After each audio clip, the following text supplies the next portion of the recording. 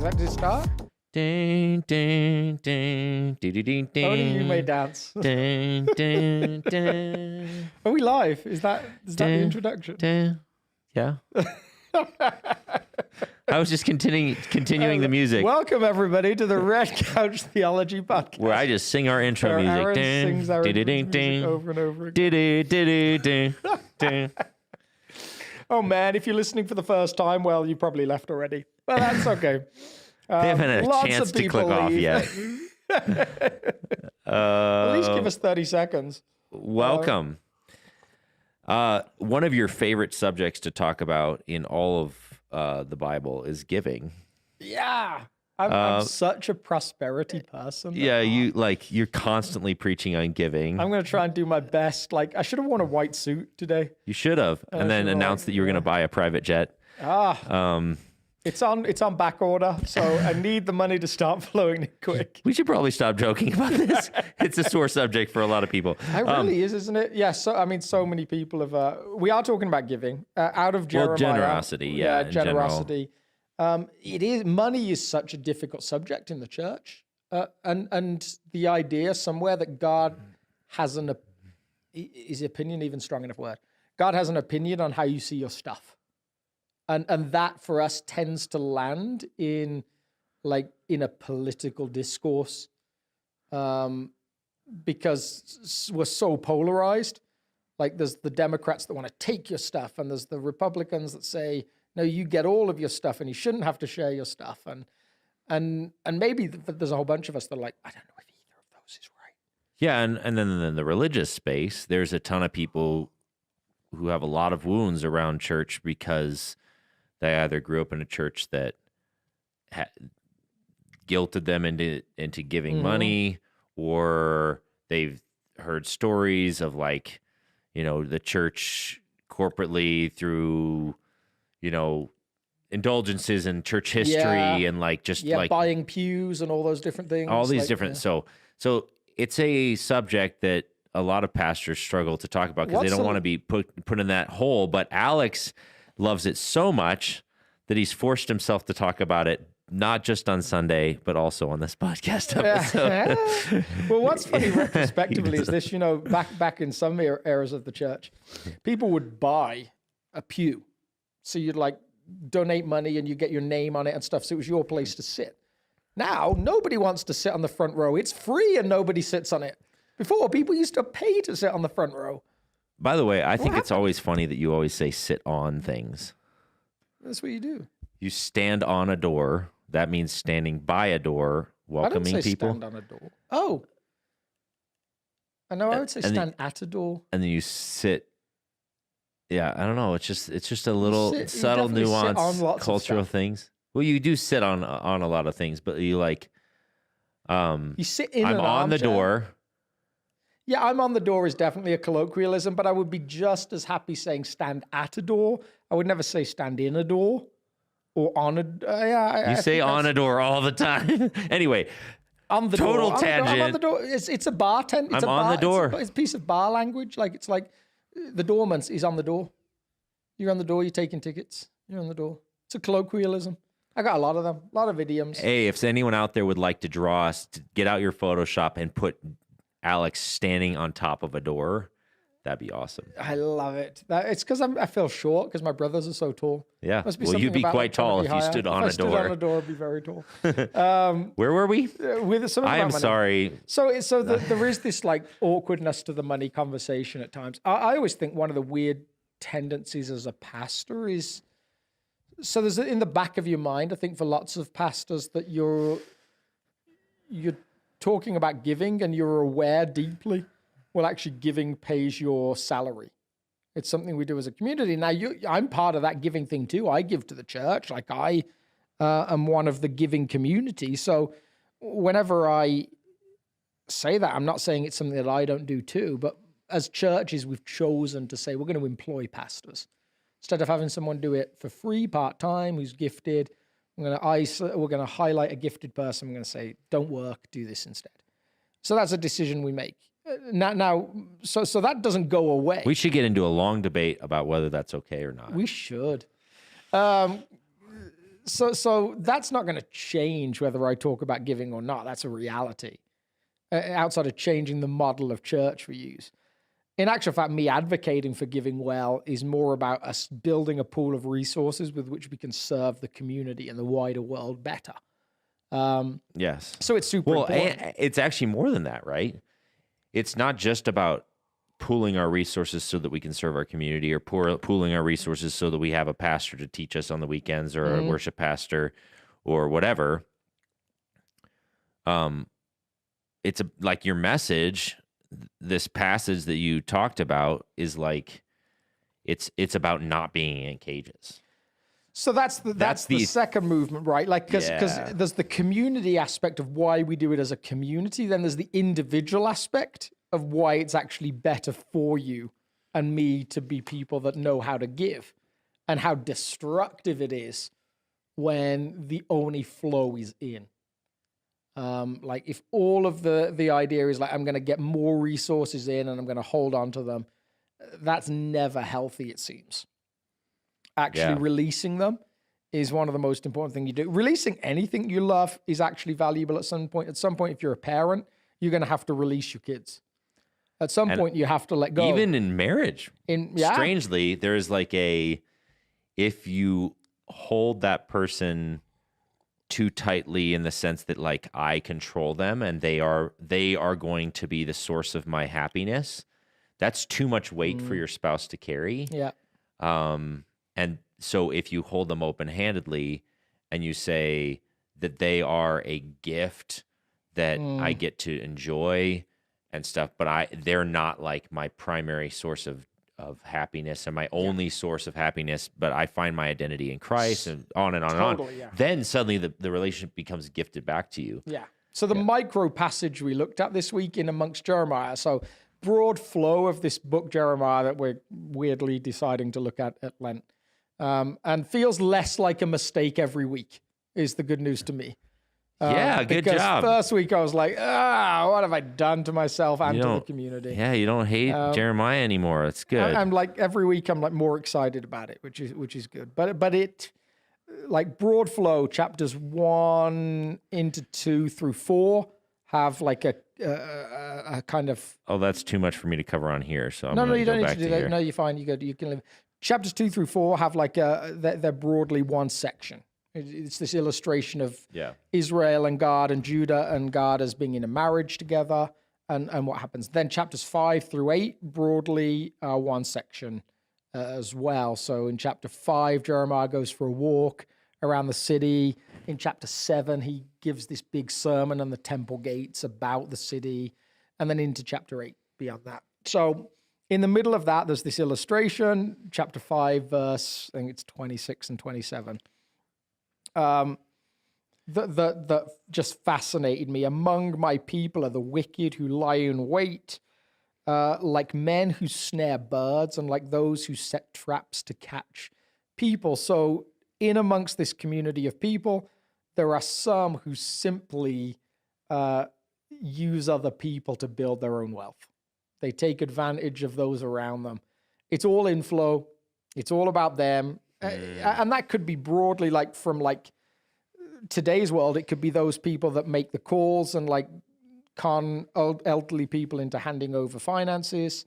It could be the street hustler. It could be anyone, mob shakedowns, whatever. It could be the things that we just talked about. Theoretically, it could be the thinking our wives, our kids, our husbands, whoever are simply there for our own personal benefit. Our church community is just for us. Like broadly, like trying to give some modern day examples, there's a whole range of things that maybe it could be. Yeah. And then he moves on in verse 7 to talk about 27. Just 27, yeah. Like cages full of birds, their houses are full of deceit. It's this packed in image of like, there's so much deceit, so much conning of people, so much manipulation of people. This is a house full of deceit, like a cage is full of birds. And then in the next verse, he moves on to talk about, yes, they have become rich and powerful. They have grown fat and sleek. And somewhere there's this almost avian continuation of the image. Like he doesn't it doesn't directly say like they're like birds, but you get this picture. I'm left with this image of like this big, fat, overweight creature in a cage. A big old fat duck. Yes, maybe not a duck, but some kind of bird. You see their manipulation of the world around them, and then broadly now they're the ones that are sick. They're the ones that are caged. They're the ones that are warped in some way. So that to me, just like for whatever reason, as I read through Jeremiah, this image just jumped out. Yeah. And then like how he goes on to talk about, their evil deeds have no limit. They do not seek justice. They do not promote the cause of the fatherless. They do not defend the just cause of the poor. This is Jeremiah just highlighting ways that the world isn't working how it's supposed to work. Yeah. It's heavy. It's really heavy stuff, actually. It's really like... Yeah, and if you go back to the beginning of the chapter, he starts by marching the streets. Or God tells him, march around the streets and try and find anyone doing right. Yeah. And so he goes through the streets, and he's like, no, they're all a hot mess. But I'm going to give them a break because they're poor, and they probably don't know any better. Yeah. Let's go talk to the higher the rich, ups, the priests, the powerful, the religious, all these folks, and then that's where this one comes in. So he goes from the poor who quote unquote might not know better. I'm going to give them a pass because they might not know better. Anyway, and then he goes to the rich. That's where this comes in, and these rich folks are basically feeding and preying upon the poor. Yeah, feeding and preying upon all these folks. They're setting traps, quote unquote. So one of the things we talked about, the hardest part with Jeremiah is knowing, like, historically, when does this fit? Because we've got this broad sense Jeremiah's ministry, his work runs from somewhere around the 13th year of King Josiah, all the way through to Judah basically disappearing as a nation. So the 18th year of Josiah's reign is when the big reform happens, when there's this moment of like, find the book of the law, let's change our ways. Most people think this part takes place after that, but it's open for debate. Like, has the reform already happened? Has the reform not yet happened?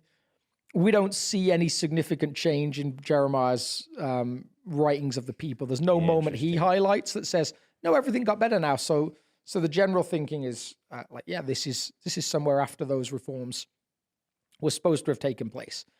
On the surface, in the book 2 Kings, the historical book, there's this idea, we all changed. We came back to God. We repented. We did our thing. It was a come to Jesus moment and all was well. And Jeremiah seems to land on, no, you just went to church more. You just you didn't change. You just started going back to the temple. And the picture that it created for me was the movie Rush Hour. There's this corrupt cop, Chris Tucker, who does this kind of shakedown of a local mobster, and then he sends his partner away, and then he just changes his demeanor completely, and it turns out that the gangster is his cousin, and they're kind of joking about how scared the mobster was when Chris Tucker came in waving a gun, and then Chris Tucker looks at him, he's like, "Why weren't you at church on Sunday?" And the mobster's like, "I had some stuff to take care of, but I made the night service though." And it's like this, that's important. What was the other thing you had to take care of? Did it diametrically oppose what it is to live in the way of Jesus with the heart of Jesus? Well, in their world, that doesn't matter. Yeah, it's like I went to church. He went to church. I did my thing. I went, and Jeremiah's talking about exactly the same culture. And there's no justice is maybe the central word of that. The actual justice or the injustice is not you failed to go to church. Yeah. You failed. Whatever. The injustice is that you went to church and you actually didn't defend the just cause of the poor. So there's a couple of things there that really jump out. One is that now I think we're probably having this societal conversation around what justice is. And I don't think we know. I certainly don't think there's like a universal comfort with it. I just read San Francisco City Council have just taken a proposal to contemplate a proposal that would give black residents of San Francisco a one-time gift of $5 million each as a reparation for slavery. And that they would be entitled to buy a house for $1. So like that's a legitimate proposal by a group in San Francisco for how they should manage public finances. And that's, in their minds, justice. So now you might be listening and you might say, I completely agree with that. And you also might say, I don't agree with that. So, but justice is now like it's a societal conversation. But there's also like this distinct individual application. Like we do justice and you do justice, or justly, I guess would be the declension. And ironically, like, is that kind of act of justice actually just trying to assuage some internal guilt? Oh. And is that justice? Yeah, and what does it look like? How far can you take that? So we've consciously as a society, I think, agreed broadly, at least in our practices, that something is due to the Native Americans that lived here before we got here. So we see like college funding for Native American families. We see some level of rebuilding of tribal lands and stuff like that. So there's some conversations that have happened there, but nothing quite this dramatic in that sense. Certainly not gifts of $5 million. And then the question becomes, well, how far back can you go? So I'm British. Am I due something because the Romans came and invaded Britain in, I think it was 46 BC or something like that. Yeah. And the answer might be that doesn't seem right. Or what about the Normans came and invaded Britain, and am I a Norman or am I a Saxon? Like, which side am I on? And then we had this land for a while, and you guys stole it off us. Like, so where's the line, and where's that broad like concept? Well, we had to because you were persecuting our religious freedoms. That was the story. So that level // of like we wanted to do what we wanted to do. That level of like, and I'm not even a Swede. I'm from you're from somewhere else. Swede. So I was part of the raiding empire that kept on hitting your shores. I was the Vikings. Yeah. So what's entitled to reparations is a complicated thing. So there's even people on the more liberal side in San Francisco that have said, like, should white San Franciscans that have never owned slaves be asked to give reparations to black people in San Francisco who were never slaves? Even if historically there's family lineages that are responsible for that. So that's like this complicated conversation around corporate justice. And then there's this individual aspect of like, well, it seems like according to Jeremiah, how you use your resources is distinctly tied to living justly. So here's I feel like this underlying anxiety that rises. I'll just say it for me, and maybe for others when we have these kinds of conversations. So premise one, let's try and do justice. Premise two, that probably involves us caring for the poor, the needy, the widow, the orphan. Like these are biblical, like foundational ideas, right? And then, okay, I'm ready, I'm in. And then you start looking at the landscapes of options on how do I actually get into the game. And it's like, okay, I'm just going to give money to every poor person I have. And then someone else says, well, that's not actually justice because what they don't need is a handout. They need a hand up, or to be seen and acknowledged. Okay, so don't give them money. And now I just need to see them and acknowledge them and build relationship with them. Okay, so that's the thing. Oh, but they do actually need. So suddenly the answer to how do I successfully pursue justice becomes so complicated that it's like, well, which one actually moves the ball down the field? Do I do this? Do I do this? Do I do this other thing? Which one actually helps the problem? Yeah, it's so complicated because there is, as you say, so many options. And so how do we get into the game and genuinely try and be people that don't trap ourselves in these cages of selfishness when it seems like sometimes every gift that I would give or every action I would take has someone else on the other side saying, no, that's not actually helping. You're hurting the issue. Yeah, and I think somewhere like the mindset is maybe the first thing that we can actually control. Maybe Thanksgiving, was it Thanksgiving last year or the year before? I can't remember. But my wife and I we had to pick up something, or she had to pick up something from somewhere. And so we dashed off to grab it, and we were coming out of King Soopers, I think it was, and there was a couple there that were begging on the side of the road. And so we were like, oh, it's Thanksgiving. And so obviously I have keys to the church, dashed up, grabbed a box for them from the food pantry and said, hey, we brought you some food. And they were like, oh, we don't want food. Someone stopped by and gave us, we're like, you don't even want to look through it, just see if there's anything you can grab. They're like, no, we want money. And we don't have any of that. Now, the easy step is to say, oh, yeah, this anecdote happened, therefore I'll never try and give anyone to anything again. Yes. Like that's the mindset that we can land in. Like, oh, yeah, I tried that. I actually took Thanksgiving Day food another year to a trailer park in Detroit. And we were giving out turkeys and bags, and we left, and about 2 miles down the road, suddenly I've got this guy on the horn behind me, like waving to me to pull over. And it was this guy driving a BMW SUV who stopped me to let me know he didn't get his free turkey.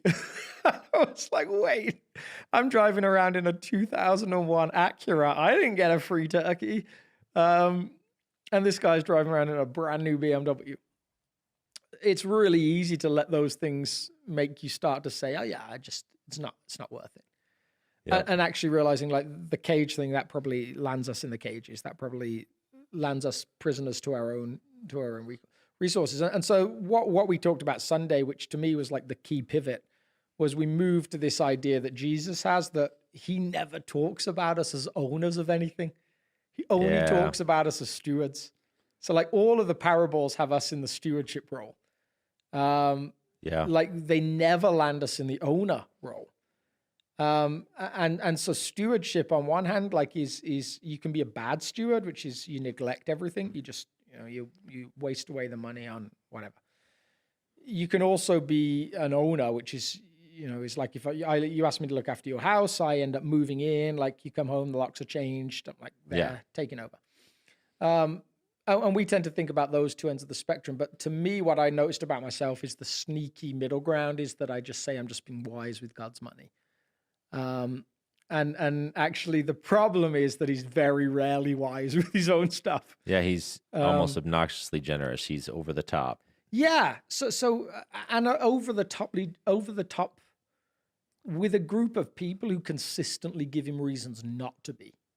I mean, you see that with the narrative with Israel. This is a nation that consistently gives him reasons not to be faithful. And he is faithful because that's his character. A group of people, like whether it's our like weird little community at South or the broader church, a group of people that consistently give him reasons not to be faithful. Yeah. A humanity that consistently gives him reasons not to be faithful. Yeah, or like the Romans passage that says, while we were enemies, like we're sprinting away, he's chasing us down, kind of a situation. And so we follow a God who seems to be able to consistently give good things to people that feel like they are the people on the side of the road who are like, no, we don't want food, we want cash. We're the people saying that. No, we don't want grace, we want wealth. And we don't want salvation, we want he's consistently, comfort. It seems, good and generous. And we're supposed to imitate that. So that's where it gets complicated, because suddenly it feels like our stuff is a little bit up for grabs. And there's this guy that I always think of whenever I talk about stuff like this. Back in Detroit, he was in one of the churches there, and every time he did a sermon on giving, he would be like, don't talk to me about that. I like my stuff. Like I like he had a Corvette that the license plate said mistress on it. Because that was like his, like, he had a Harley, he had like all of these different, like his garage was like a wonderland of different like things. And he was like, I like my stuff. And it may not be that, but I like my stuff. Now here's where it's weird for me. This is where I think we were talking about some of the tension. Like I counted up the amount of dollars that my clothes cost. The shirt I'm wearing, someone gave me. The t-shirt was like $2. The jeans were $15. The shoes were $25. So other things I'm wearing, multiple things were secondhand. The most expensive thing I have on is a watch, which I bought with some money someone gave me for doing a ceremony. So like I don't spend. I drive a 2008 Acadia that's constantly breaking down and really needs some money spent on it. So I don't feel like I live this like affluent lifestyle, and yet, I actually find myself quite often browsing on Facebook Marketplace for stuff that I maybe don't need. And I live a life that most people, even today in the world, would call affluent. And certainly historically they would. So we talked about the John Wesley quote that I tried to delete multiple times, where he talks about like all the money that you have outside of your basic needs as a family should be devoted to making the world better, essentially, to paraphrase it. Yeah. And so my mental thing was like, how would he feel about me spending $40 on stuff for my hair? Like, is he okay with that? Like, I mean, it's not like his opinion is the most important thing, but how do you manage a completely different way of living? Olin, I think the funny thing is like, I had this funny conversation with my daughter on the way to school one day where she says, because I don't buy a lot of stuff, and I don't like when we do birthdays and that sort of thing, I tend to ask them not to give me stuff, right? And so one of my daughters just said, yeah, Daddy, like you don't spend a lot of money compared to some of the rest of us in the family. And like sometimes Mommy would get this or that for a gift and stuff. I said, oh, but Piper, I spend a lot of money on food and coffee. So, and she's like, yeah, but coffee only costs $5 and maybe Mommy would get a pair of pants for $30 or whatever. And that's so much more expensive. And I said, yeah, but I buy coffee 4 or 5 times a week, which adds up to more than Mommy's jeans, And so she's like, so it's both a math lesson and like this interesting thing of like, and I've even had this problem where like one of my girls wants us something and I'm like, we can't afford that. But then I can afford my coffee. Yeah. And so like, I don't think I think their spending's frivolous, but my spending's not that frivolous. That starts to it's get fascinating. really. And when you think about the rest of the world, like we've both spent time in countries that are now described as like, I think the official language is developing countries. Like, and we would have used the term third world countries. Someone said the next one is like, we're going to call them human resource rich countries, which means we've got loads of people, but no actual money. Like we find these terms and somehow they become offensive or whatever. But what's known as a developing nation, we've both spent times in some of those places, and I've often wondered how they would see my lifestyle, even what it would look like to take them to like Lone Tree Mall or something like that. Yeah. Park Meadows Mall. And have them wander around and feel the decadence almost of it. Yeah. Like I love to ski. And sadly this year in some ways, just because of family life, this was the first time I went. And so one, I'm like, how would they feel to know that I have the money to strap pieces of wood to my feet and slide down mountains? And right now, because I have a season pass and I've only been once, my lift ticket for this week right now cost me $600. Now, hopefully that will change as I go, hopefully get in a few more ski days over the year. But like that way of living is so different and so foreign to so many other people I know in other countries. Yeah. And so figuring out what your responsibility is there and what's healthy is definitely complex. So one time I asked this African pastor, because I had teams in West Africa, and I said, one of the things I really would like these teams to learn is to let go of sort of materialism. Mm-hmm. That's what I was talking about with him. I said, I feel like a lot of Americans struggle with materialism. And I feel like one of the things they can do is engage the African church. That's one thing that maybe the African church can teach them. And he said, we can't teach them that. We struggle with materialism so bad. He said, it's just very different for us.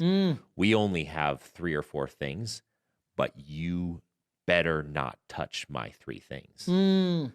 Whereas you're obnoxiously generous as Americans because you have excess, but we are ultra possessive of the small amounts that we do have.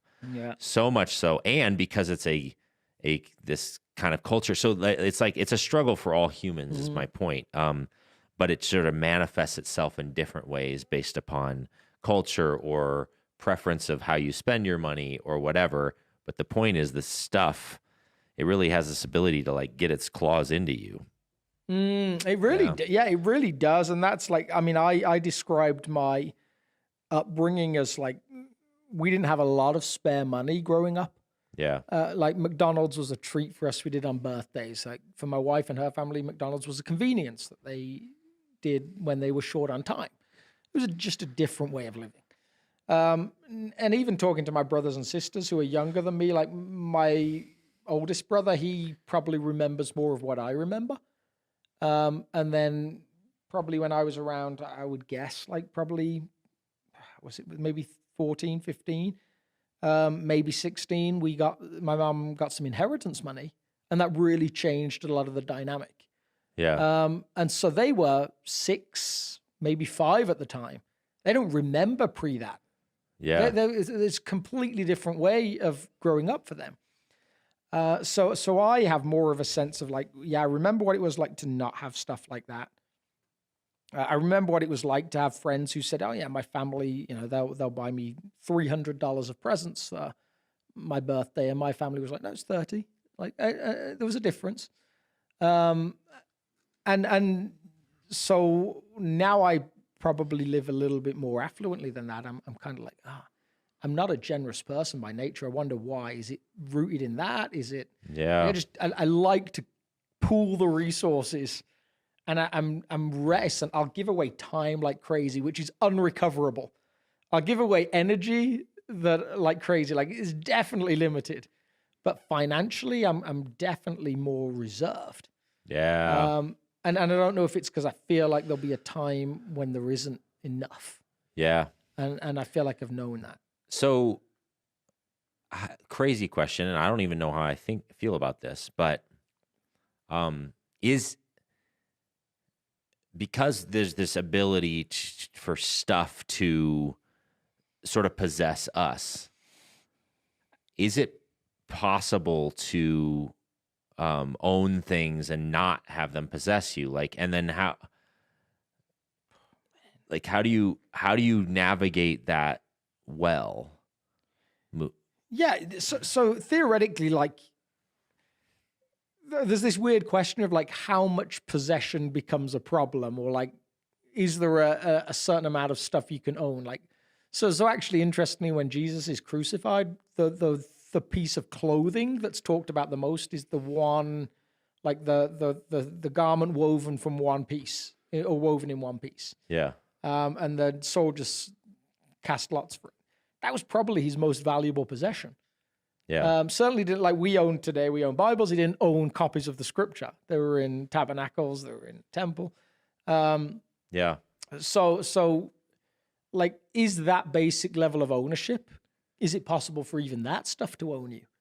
Or is there a line where suddenly it becomes possible and negative? I think we think in like certainties. We're like, okay, how much can you have before it becomes a problem? And it seems like to your African pal's point, like anything can own you. You can have almost nothing and it can own you, and you can have tons. And it can not only, my uncle was super well off growing up. He was like the original car phone guy, like, before anyone else had one, he was that guy, always used to dress super, super sharp, and yet nothing seemed to own him. Interesting. And so when my parents were short of money one time, like they were figuring out what to do with the house, could they afford to keep it? Just happened to turn up with like a bag of cash. I mean, I'm talking like a literal bag of cash, and like, like a cartoon. yeah, very much so. Wow.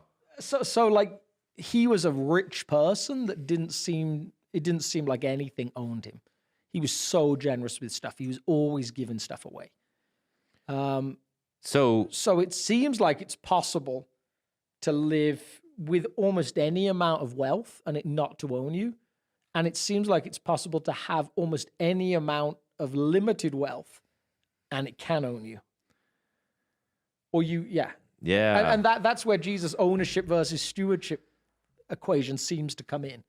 If you can keep a stewardship mentality, well, then you can oversee the greatest amount of wealth for a king who really owns it all. So how do you make that transition? Because I see that. That's totally true.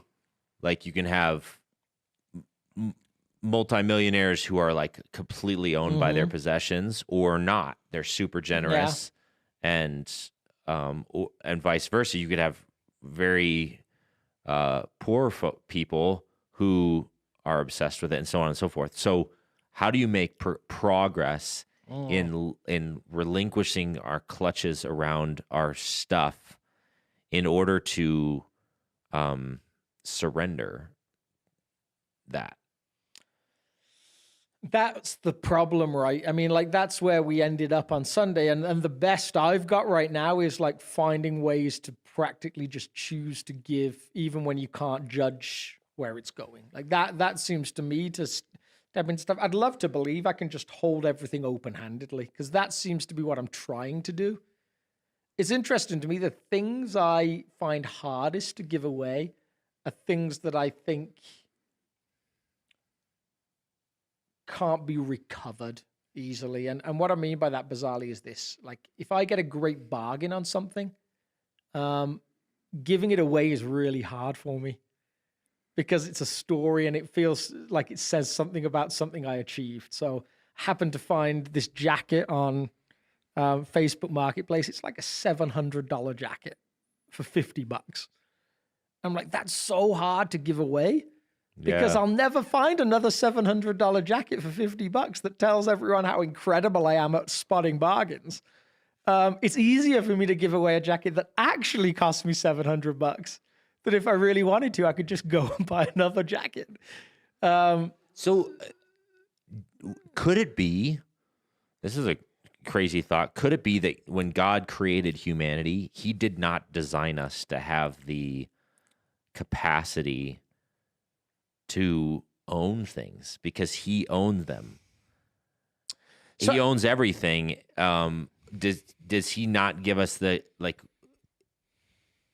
that as soon as we try to switch into that ownership mentality, it just, every time it becomes slightly toxic to our very being as human beings, because we weren't designed, because whether it's being obsessed with it or being obsessed with, okay, I want to give it away, but I want to make sure that when I give it away, it's actually really useful. That's still like, we're not smart enough to figure out which space to put it to, which investment to put it in. Like there's so much anxiety around making sure that we do the right thing with the stuff. Maybe we were never really designed to own anything in the first place. Maybe that's true. And maybe that's why the constant reminder seems to be all of this is fading away.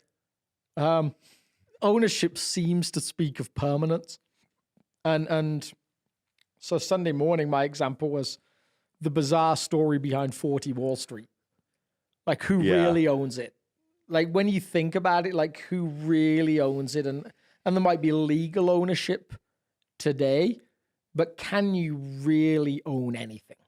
And the answer seems to be no, you can't. Like God doesn't surrender ownership of anything he's made. It's all his anyway, and will all return to him. And so really it's a bit of a wake-up call, because there's nothing that stops us living like we own it. We're given full ability to do that. But trying to realize, no, it's not good for us to own stuff, seems to be like the key to moving beyond it. Or to just like, that mentality forces you into a stewardship mode. Yeah. Where you say, God, the reality is I'm not smart enough to know how to handle this. Yeah. like even the most brilliant financial minds out there, I can't carry the weight of possessions. Only you can carry that weight. So I hold it open-handedly, and if you choose to take it, I know that's better for me. Yeah. If you choose to keep it here, that's better for me. And when I give my gift to the poor or to the church or to whatever, it's truly an act of, oh, praise the Lord, I don't have to carry the weight of that anymore. Yeah. It's like, that's a different way of thinking about giving than I got to make sure I manage it and that I put it in the right places and that I give to this strategically and that thing. And you're still controlling all of the outcomes when it's that way. Yeah. Yeah. And that's what's toxic to the soul, is the control. And so I think if we could finally get to the point of seeing ownership is bad for us, and I'm not talking again having stuff, I'm talking about really living like you own it. Yeah. It might be helpful. I was listening to Jordan Peterson the other day, and it was fascinating to me because I feel like I spend a lot of time talking to people about moral choices. Yeah. Kind of in the job. Like, so I might say, well, morally, like, monogamous heterosexual marriage is the moral choice. And that's what you should do. If you're married, you shouldn't go and have an affair because it's wrong. Yeah. And I agree I think I'm right, but it was fascinating to me because he was talking about marriage, and he was coming from the angle of, I'm not going to talk to you about morally it's right. I'm going to talk about why it's beneficial and why you should want that and why you should not give it up. Which was fascinating to me. So he was talking, he said, I'm talking now to guys that you think like, I want freedom. He's like, so freedom for what? He's like, freedom to like just, do cocaine every night and go and hire prostitutes every night. Why? What's it going to get you? Like, what will it do? Like, and he's just so pragmatic about it. Yeah, I think that this is one of the biggest problems that a lot of churches and Christians get wrong about the gospel. The gospel is an invitation to the good stuff. Yes. It's not a don't do this because it's bad. It's actually don't do this because it's killing you. Yes, exactly. So he was like, even like his approach to like, you say you don't want children. Why? Because like just on the surface of it, like having children is the most rewarding thing you can imagine. Like, I mean, like, you from a mother's perspective, like being able to hold and have physical contact with this small creature, and from a father's perspective of being able to see this child grow and to do, like, he's like looking at it from the pragmatic of like, why would you not want that? Totally. So it was just so fascinating to me that we tend to think like, you've got to not own stuff, or at least not let it own you because, well, God said don't own stuff. But like, so no, don't carry that burden. Like, don't hold it. You're not made to hold it. It's too much for you. Yeah. And so like sometimes when I talk about giving, like in between a song or whatever, and we're about to do a prayer for our giving and tithes and stuff like on a Sunday morning, I love to point out like, God doesn't need your stuff. He owns it anyway. Yeah. Like if he needs your stuff, he can zap you and take your stuff, quote unquote, whatever. Or he can just say, okay, stock market crash. Like he has the prerogative to take your stuff. He owns cattle on 1,000 hills. Your stuff. Mm-hmm. So like this idea that like, oh, if I don't give, God's going to be like upstairs freaking out about how he's going to make budgets meet for the universe. Yeah. No way. That's like comical to even say it that way. It's like he's like, how am I going to make ends meet? I have to deal with this poverty situation. I might have to let Alex go. I'm really stressed about that. Like, so that's not why we give. And it's not even like ultimately like even what your comment about being on a church staff, on a paid staff, that might be an anxiety that a staff member feels. Yeah. But the reality is false. From God's perspective, he's like, if I want to take care of this pastor, I'm going to take care of the pastor. And the church would be fine if it didn't have one. Totally. Like it would be different. It would be different, but totally fine. He's not freaking out about money. So why do we give? Well, and the answer is we give because we need to. Yes. We give because it's like this spiritual practice of like, this stuff is like clawing into Yes. me. I'm in a cage, and when I Absolutely, give, I get out of the cage. So there is, and yet there is this other element to it that I think comes out. Nice phone call from someone. Whoever you are, 303-905 asterisk. If it's a spammer, we should publicly Yeah, put it just out there and just spam pull them 'em back. No. Yeah, there is this aspect that comes into this Jeremiah passage to come back to that. Like I gave the picture of the Colorado River this week. Yeah. So there's this river that's rich, maybe doesn't have as much water as it used to have, but is substantial. And there's this crossover from the States to Mexico where finally the last dams take almost the last of the water. And so once you get across the border, there's really nothing there. It's just these dry expanses that were formerly rivers. And we keep the water. Somewhere in our giving, there is this decision to release resources downstream. Now, can God just provide resources downstream? Absolutely. But it seems like he's chosen to trust humanity to do that. And the win from God's perspective, the win for doing it his way by using someone upstream to help someone downstream is he heals two people at the same time. Exactly. He heals the person who's in the clutches of materialism. Yeah. And he heals the person who's in the clutches of poverty or dryness. And he invites us to common community, which seems to be one of his big goals. Yeah. Like we're not made to be individuals. We never were. When he asks, when Cain in Genesis asks him, "Am I my brother's keeper?" He's like, "Yeah, absolutely." Like, has that ever been a question? Like, and that's not because, his brother needs that by himself. Yeah. It's because they both need each other. Absolutely. So like this anger that we see is the anger of a parent that sees two kids destroying each other. And they're like, no, you need each other. Like, no, you don't know. This is no way to live. Come and live in this better way. The invitation is always come and live in this better way. And the invitation to us is to release resources and see the river reach people who desperately need it. Yeah, that's good.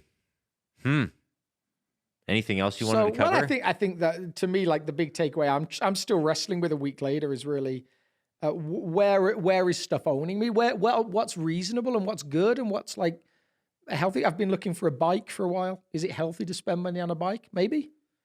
Would it be healthy at some point to give that bike away? Yeah. But see, that's the beauty of not owning the stuff. You can just consult God, who is the owner, and say, all right, Lord, give me wisdom here. Yeah. And then I'm going to make a decision, and I'm going to trust that it's not mine anyway. I remember my first guitar I was so possessive over, and then it got, like, I was on stage, and it, like, the strap fell off, and it's flipped over and then smashed and, like, literally cracked the edge. And then as the weather happened, the face of the guitar just started peeling up. And I'd poured so much time and energy into this thing. So anyway, the next guitar I got, I just said, Lord, this is your guitar. If anyone asks to borrow it for your kingdom, the answer will always be yes. I love it. And so, oh man, like I have 3 very nice guitars, and but I travel with them. I let people borrow them like crazy and stuff. And it's so freeing to not freak out about my guitar all the time. Is that bad stewardship? Maybe, but it was like, at least it's not got the clutches in me. And it's so much more freeing for me not to have to like freak out. Where is it? Hey, is it going to get scratched? Okay, you can borrow my guitar, but if you scratch it, I'm going to wring your neck. No, it's not my guitar. It's not mine. Yeah. There's such a great attitude. It feels so much better to have that attitude. And that might be the only possession that I feel that way about. But maybe it should grow into some of the other possessions that I have. Yeah, absolutely. I mean, I think the beautiful thing is the invitation to learn this as a community and alongside the God who loves us. And I think sometimes the implication can be, get this right now, otherwise God is mad. And sometimes, in fact, maybe more often than not, there is a generosity of God's heart that says, yeah, I'm with you as you're figuring this out. Yeah. I remember another pastor telling me a story about how he said this couple came to me and said, we're thinking about spending $3,000 on a couch. But we could also give that money away because maybe our old couch is okay. And he's like, yeah. And maybe seems to be a good word for that. Like, it could be that if you bought the couch, that would be fine. And it could be if you gave the money away, that could be fine. And we tend to get obsessed with like, what's the right decision? And sometimes the answer is, yeah, choose. This is a little bit of a tangent, but I was just talking to one of our elders, which you're one of them, and he was describing this discernment process that the elder board is putting in place, just for making all sorts of decisions, right? All kinds of things, rather than like, is there a healthy, spiritual, prayerful process to make decisions as an elder board? And so the board has sort of put this rhythm in place for how they're going to make decisions moving forward. And it was really exciting to me to hear that process because it's essentially saying, God, this is your church. You tell us what to do. Yeah. And yes, there's a process of basically the process is letting go of my agenda, letting go of my agenda, letting go of my agenda, letting go of my agenda. And eventually you get to the place where I literally give the couch or buy the couch, not buy the couch. I literally don't care. Yeah. What I care about is, God, what do you want? The indifference piece. And that seems to be like at the heart of like... It like warmed my heart to hear that from the board, to say that that's their goal, is to get to the place where genuinely whichever decision God speaks to the board, they're genuinely ready to just jump. Yeah. That's exciting. Yeah, it is exciting. And that's maybe the invitation for us as stewards, is to get to the place where we say, keep the house, give a house away. Keep the couch, sell the couch. It's your stuff. You decide. And I like, to go back to a micro example, I was given the shirt by someone in the church. I love this shirt. He gave it to me because I'd said like, oh, I really like that shirt. Just turned up on my doorstep. I'm going to enjoy the shirt as long as God allows me to enjoy it. Now, you look good in it, man. He might say I said he looked better in it. But anyway, at some point, it might be that God says, like, it's time to let it go. And to hold that in, but hopefully not until it has holes in it. Hopefully not. Hopefully not. But while I have it, to enjoy it is to value it. We're not talking about not enjoying stuff here. Yeah. Like, to enjoy the stuff that God has given you to steward. Again, this is not guilt. This is invitation. And that's the hard part. So often the church turns to guilt. Like, so one of the practices or questions I gave people to ask on Sunday was this: how do I continue to do this not in guilt but in joy? Yeah. So that I think is something to take away. Like, how do you let go? How do you maintain the joy in the stuff God leaves in your hands as you hold them open? Yeah. Good. Love it. Well, we didn't have any questions this week. We didn't because evidently perfectly. That's what Teresa said. Evidently, his sermon was so crystal clear, no questions, or it was people weren't quite connecting it to some political agenda. I don't know what I don't know what it was, but no questions this week. So, well, I think we'll end it there. If you appreciate this podcast, it would be helpful for you to subscribe, to share, to I think we've got 5 reviews on iTunes, and 2 of them are you and I. Oh shoot, I was all excited, and then so reviews really help. I'm gonna post it all over my social media and be like, we pour so much time and energy into this podcast that we would like you. This is our No, I'm just kidding. Our invitation to you to help us out in that way. Yeah. But and now for our giving moment. Not yeah, exactly. All the things, the things. I'm just supposed to. I feel like this is just a thing I'm supposed to do as a podcast host. I feel like it's the stuff that it's stuff you're supposed to do as a podcast. All right. Well, we're signing off now. Maybe if I can find the button that says stop. I love it. I found it. Way to